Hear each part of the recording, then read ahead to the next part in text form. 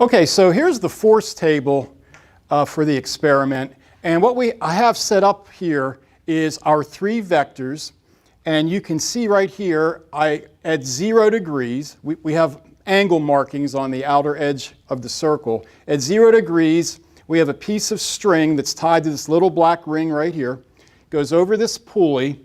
And then I have this hanger. Now, on the hanger, we have 200 grams. The hanger itself is 50 grams, and then I have another 150. So there's our 200 grams pulling on this black ring up here at 0 degrees of direction.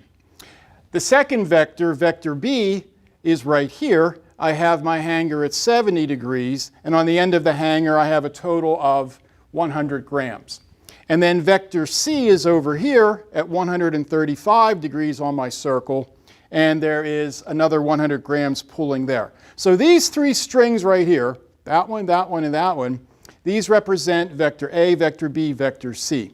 And as we said, because forces are vectors, these three pulling forces are equivalent to that resultant vector that we found of 232 grams at 45.2 degrees. So you guys should watch that first video in Canvas where we do the addition of vector A, B, and C and get the resultant. All right, so again, what we're saying is these three pulling forces are equivalent to one pulling force of 232 grams at 45.2 degrees.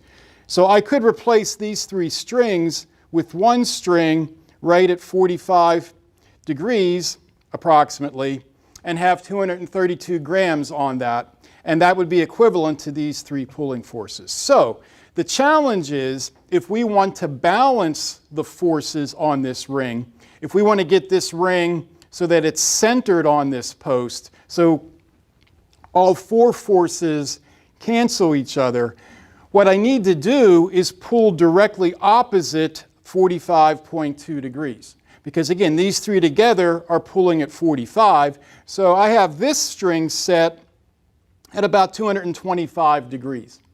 Okay, that's 180 degrees away from the 45. And because these three strings together, we said, are pulling with an equivalent 232 grams, I should put about 232 grams on this hanger so that this fourth string is pulling with 232 grams directly opposite the resultant. So I'm going to throw some weight on here. We've got 50 already with the hanger. Here's a 100, that's 150. Another 50 is 200. Here's 220. Here's 230. And you can start to see that this ring is moving a little bit. I'm going to put 5 grams on there. And, let me adjust these strings. That is pretty close. It's definitely between 230 and 235 grams. So it looks like we've confirmed that we can treat these forces as vectors. Okay, that's it. Bye-bye.